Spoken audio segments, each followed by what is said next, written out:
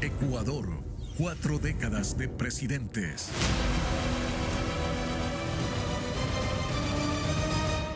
El periodo presidencial de León Febres Cordero marcó la llegada al poder del Partido Social Cristiano de ideología neoliberal.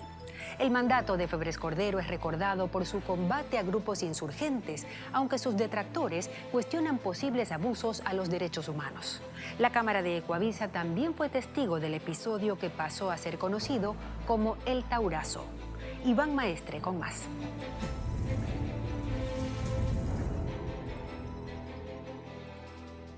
Esta vez estamos con el ingeniero León Febres Cordero, representante nacional por el Partido Social Cristiano. Para cuando había regresado la democracia a Ecuador, León Febres Cordero Rivadeneira ya tenía al menos una década de carrera política. ¿Usted tiene en mente algún nombre respecto a presidente de la Cámara de Representantes o a quién apoyaría en concreto?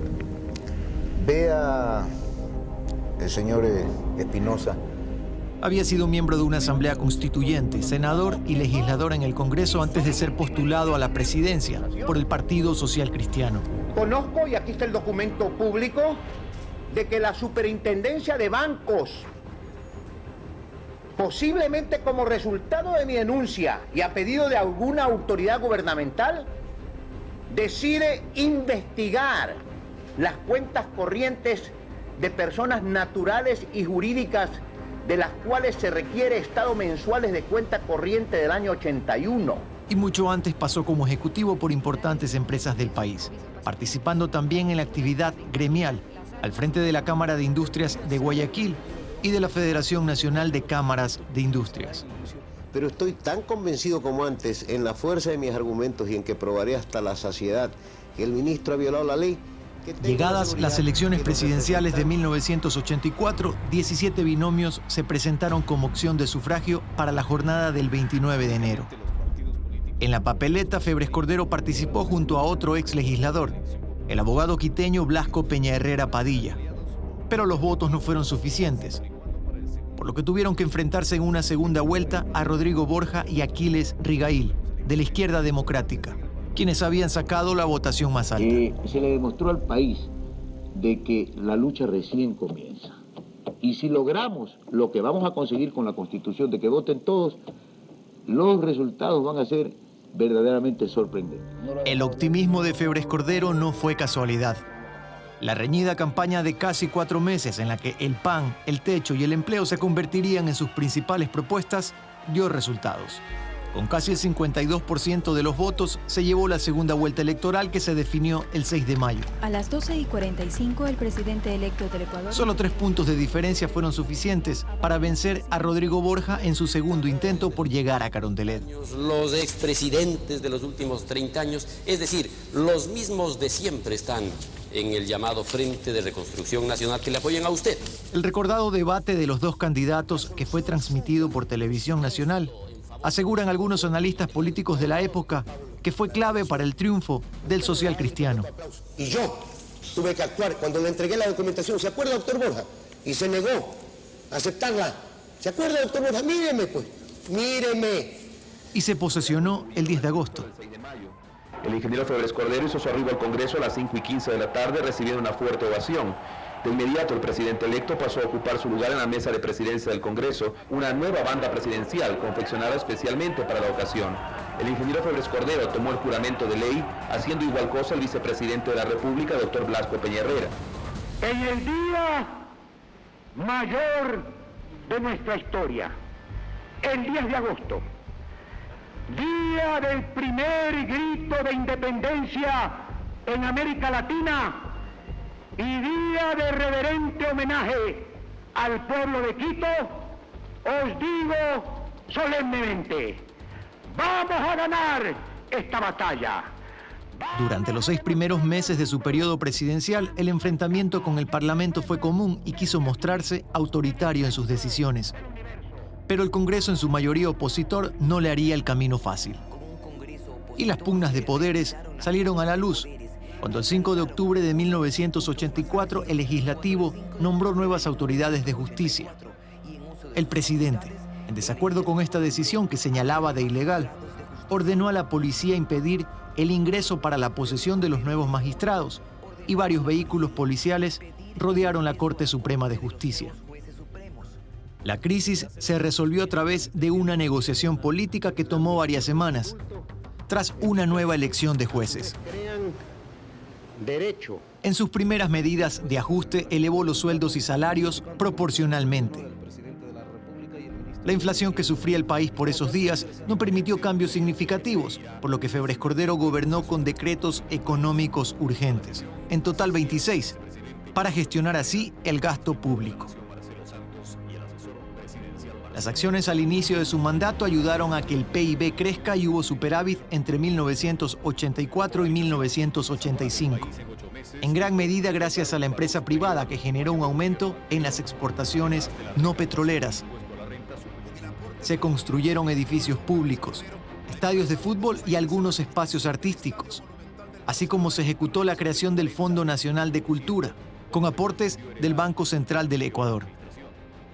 Se repararon e hicieron algunas carreteras en el país. También se atendió en temas de salud, con la construcción de hospitales y programas de medicinas gratuitas. En Quito ayudó en la terminación del nuevo hospital de niños Vaca Ortiz. El hospital construido por la empresa Entre Canales y Tábora tiene un costo aproximado de 26 millones de dólares más 17 millones de sucres y una capacidad para 400 camas. El mismo fervor e incluso acaso más con que se acometió la reiniciación de las obras de hospitales en todas las regiones del país, hospitales convertidos hasta agosto de 1984. Pero muy pronto tuvo que hacerle frente al peor de todos los males que se le iban a presentar. En 1983, la actividad subversiva había germinado en Ecuador. El grupo terrorista Alfaro Vive Carajo daba sus primeros pasos. Hemos vivido momentos dramáticos. El país entero ha sentido todas estas cosas que se han venido suscitando durante muchos tiempos. Ya para finales de 1984, asaltos y extorsiones de parte de los subversivos mantenían en zozobra al país. Amigos televidentes, esta es la situación en la calle 3ª y 11 de la ciudadela La Chala de la ciudad de Guayaquil. Como ustedes pueden apreciar, efectivos de la fuerza pública se encuentran prestos para cualquier situación. Con intenciones de financiar sus intereses y generar presión al Estado, en agosto de 1985 secuestran al banquero guayaquileño Naín Isaías Barquet, amigo cercano al presidente. El final de este hecho fue trágico para el gobierno de Febres Cordero, quien ordenó el operativo militar de rescate en un barrio de Guayaquil. Isaías murió junto con los secuestradores y los detractores del presidente lo acusaron de dirigir la incursión militar que tildaron de fracaso. Tomé la decisión de incursionar, consciente de los riesgos que se corrían, pero poniendo por sobre todo en mi mente el inmediato y posterior futuro del pueblo ecuatoriano. A partir de ahí, la lucha contra el terrorismo se convirtió en política oficial de aquel gobierno, que ejerció mayor presión a la delincuencia, lo que fue visto con buenos ojos por una parte de la población, aunque sería fuertemente cuestionado en el futuro. Fue conducido hasta el mausoleo que la familia Isaías mantiene en el cementerio, lugar donde descansarán los restos del señor Naín Isaías Barquet. Ladies and gentlemen, the President of the United States and Mrs. Reagan. Y en ese contexto de seguridad y lucha contra el terrorismo, León Febres Cordero visita Estados Unidos para reunirse con el presidente Ronald Reagan en enero de 1986.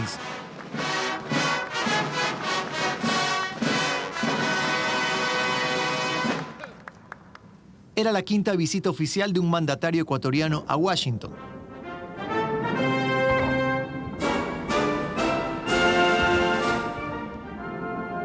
Pero en esta ocasión, sería el robustecimiento de las relaciones bilaterales para combatir el narcotráfico y a los grupos armados de la región uno de los principales temas a tratarse.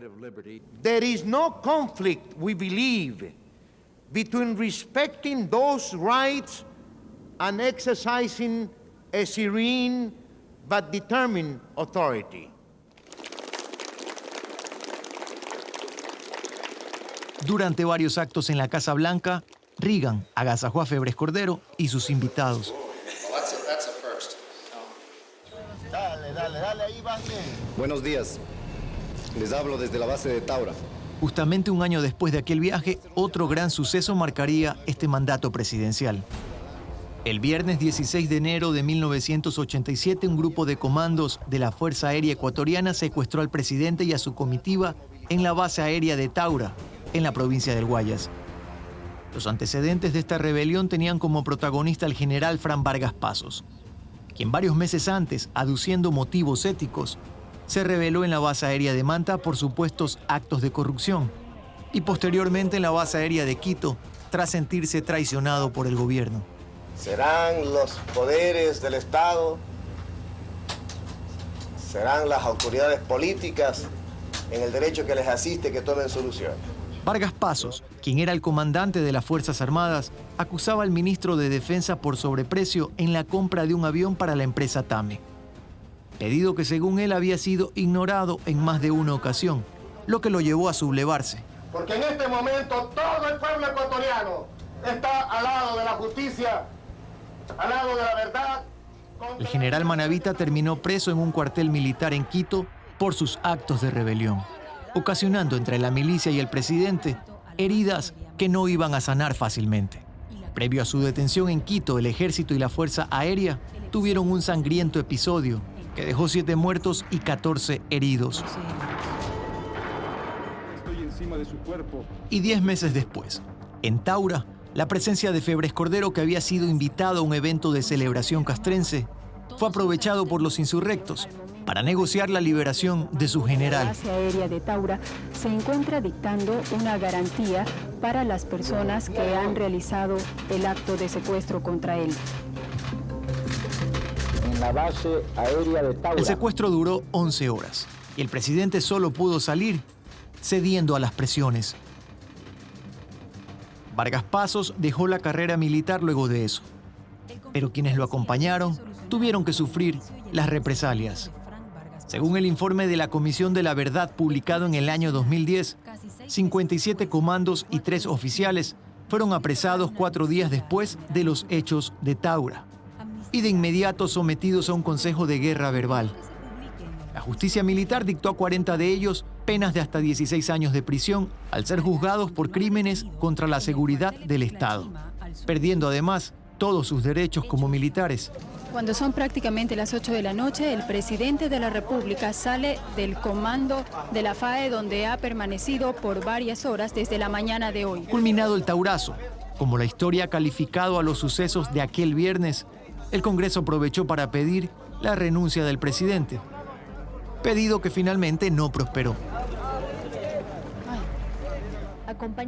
En los meses finales de su gobierno sería señalado por acusaciones referentes a la violación de derechos humanos, especialmente en casos de desaparecidos. Y aunque seguidores del exmandatario han afirmado que algunas de las denuncias no estuvieron sustentadas con pruebas documentadas e imparciales, en varias de las hojas del informe de la Comisión de la Verdad se señalan casos de violaciones a los derechos humanos y crímenes de lesa humanidad ocurridos durante este periodo. Todos los ecuatorianos que se encuadren dentro de la ley. Uno de los que trascendió en el tiempo, al no haber podido ser esclarecido, es el de los hermanos Santiago y Andrés Restrepo Arizmendi, quienes desaparecieron en 1987 luego de ser detenidos en un operativo policial en Quito. Pedro Restrepo, padre de los hermanos, resaltó la investigación que hizo dicha comisión, en la que varias víctimas denunciaron prácticas violatorias a los derechos humanos, sucedidos entre 1984 y 2007. Sería condenado por parte de la Corte Interamericana de Derechos Humanos por crímenes de lesa humanidad.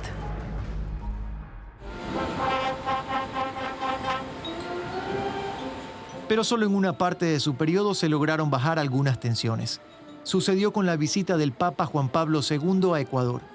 Era la primera vez que un sumo pontífice pisaba este país, un hecho que no se volvería a repetir en 30 años. Y con este acto queremos que en la comunión de los santos Del 29 de enero al 1 de febrero de 1985, el Ecuador se revolucionó. Miles de fieles católicos se movilizaron desde todas partes del país para recibir su bendición. El Papa recorrió 4 ciudades. Estuvo en Quito, Latacunga, Cuenca y finalmente se despidió en Guayaquil. La caída del precio del petróleo de 27 a 8 dólares y la interrupción de las exportaciones petroleras debido a un terremoto que afectó severamente el oleoducto transecuatoriano, agravó la crisis económica y disminuyó los ingresos hasta por 3.000 millones de dólares. Pero aún así el gobierno no alteró el plan de gasto para el último año de la administración.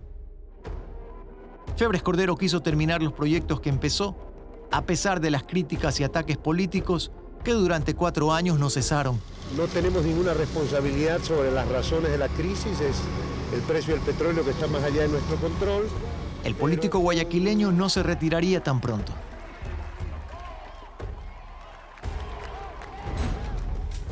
En el Palacio Municipal de Guayaquil. En 1992, con 60 años, fue elegido el alcalde de su ciudad. Lo que es una cloaca de las peores especies, y así lo ha constatado. La primera medida que tomó fue cerrar el municipio por varias semanas y poner la casa en orden. Contrariedad por la situación lamentable. Se redujo el personal municipal drásticamente. Puso énfasis en la limpieza y el orden de las calles. Desde ahí daría paso a la concreción de obras en una Guayaquil que padecía de muchos males. He convocado a todos, sin excepción, a fundar juntos el nuevo Guayaquil. ¿Quién es que está atrás? Y Febres Cordero dio inicio a un proceso de transformación que le tomaría 2 periodos como alcalde.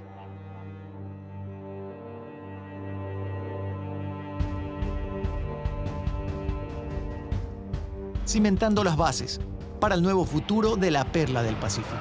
¡Le ruego que me escuchen!